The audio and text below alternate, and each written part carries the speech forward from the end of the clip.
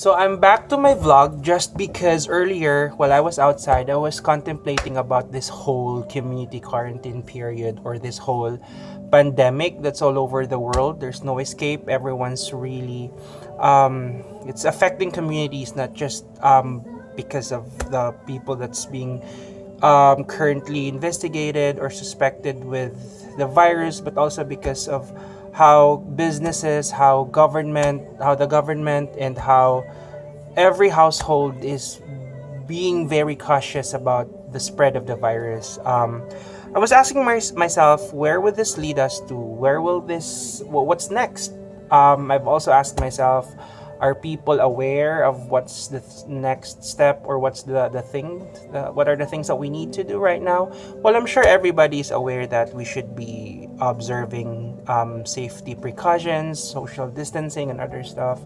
Washing our hands regularly, those things we're all aware, and I think everybody's exercising. At least majority are, or almost everyone is very aware of what are the things that we should do to avoid the spread of the virus. At the same time, I was asking myself, are people trusting really themselves, or who are they trusting in this time of distress?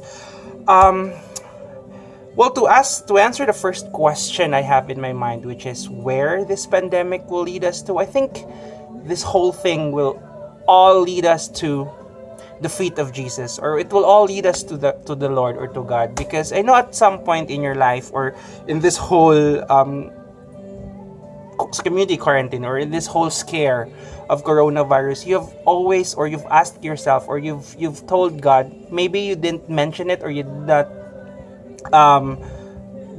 declare it with your mouth, but deep inside you've probably ask God to let, or to have this virus be gone, or to stop this whole pandemic. So for me, it's really a sight to behold, to see people praying, to see people asking the Lord to rescue us from this situation. And like here in our workplace, or in our team, we've had several powerful prayer times, or prayer time, or prayer sessions. Our team, our leaders will always ask us to pray together and ask God for guidance, for protection, and for provision in the middle of our distress. And for me, that's something that I'm happy about, seeing people praying, seeing people asking the Lord for forgiveness, for guidance, for protection.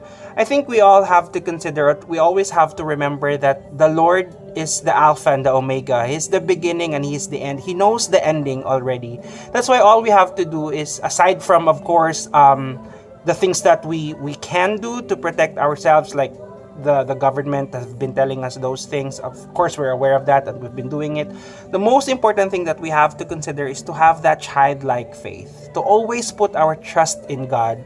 Everything that's happening around, it's already part of God's plan. And I think we have to really Christ-like up, if there's such a word, because I'm referring to the word man up. So we have to always put our trust in God, and to always consider the Lord in everything that we do. Lately, I've been also challenged because I have to really make sure I have enough provision for the days to come. And where will I stay? If I stay at home, if I work on site, or if I stay on site, or what other options that I have. And I'm very blessed and thankful that our leaders and the company that I am part of is really helping us all the way to make sure that we're all safe, and even individual messages or private messages from our leaders to keep ourselves safe.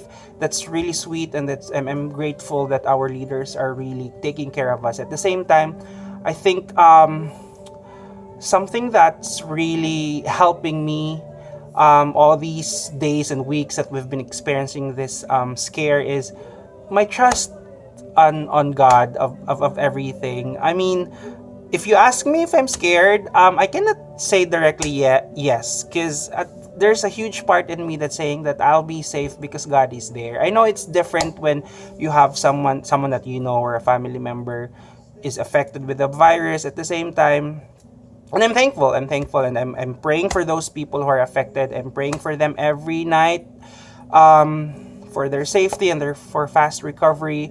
At the same time, I'd like to share this to the people who will be able to view this video on Instagram, that the Lord takes care of us, and all we have to do is to surrender our lives to them. I'm not saying if you're a Christian and if you're a believer of Jesus Christ, you know that surrendering your life is a process. But I think in the midst of our scare right now, it's the best time to surrender our lives to God. And in our few prayer I've been telling my workmates to take this opportunity to build or to strengthen your relationship with Christ, because he's above there. He knows our struggles. He knows that we are scared.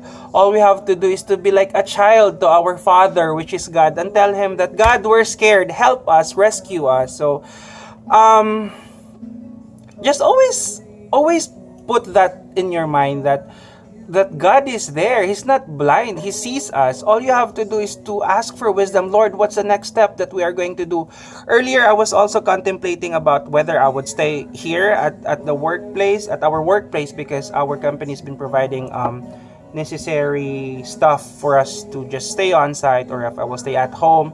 I've been asking God. I'm not even asking myself. I was just assessing myself and asking God, what do you really want me to do? Of course, I prepared food if God will say, oh, just stay at home. Or I also prepared clothes and other stuff if God will say that stay on site or stay at a nearby hotel or accommodation for you to be just near to your workplace.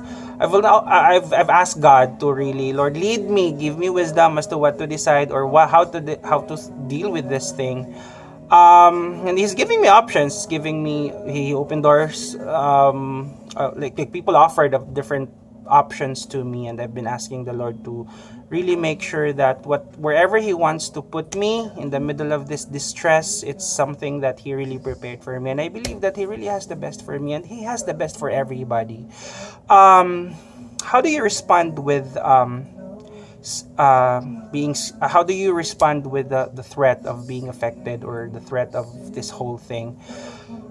You have to respond it with prayer, with Bible reading, with spending time with the Lord. I get up early in the morning just to have like a 30 to 1 hour time with the Lord. Sometimes I sob, sometimes I really cry my heart out, not only because of this pandemic, but with other struggles that I have in my life. So if you talk to your leaders because of the situation, if you talk to your loved ones because of the situation, if you talk to a friend because of the situation, all the more that you have to talk to God. You have to talk to the Lord. He's your Father. He's more than your earthly father.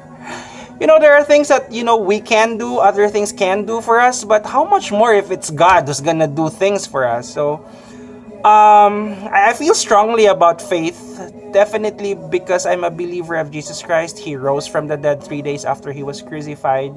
I've surrendered my life to the Lord 4 years ago. Although I still have struggles, I still have a lot of things I still have a long way to go about my walk with Christ. At the same time, and no one's perfect. Even the Apostle Paul said in the Bible that no one's gonna be perfect unless it's already time that we're already with the Lord. That's when we become perfect, because we're filled with His glory.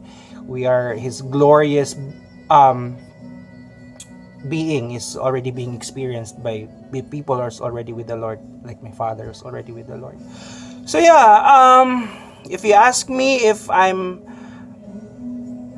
if I already mentioned that earlier, I cannot say directly that I'm scared, only because I know God will make a way. So if our agony will still be prolonged, then it only means that there's still a lot of things to do in terms of our trust in the Lord. So I think if you summarize everything, how we respond to this pandemic is number one, prayer.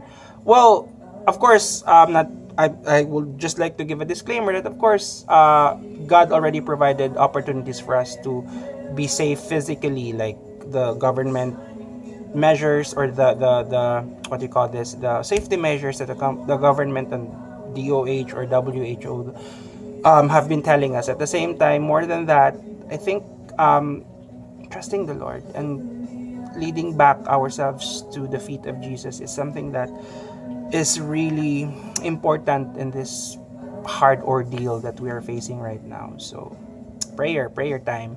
I'm happy that my office mates have been asking me to lead a prayer with them. We've done that several times. It only means that people are becoming more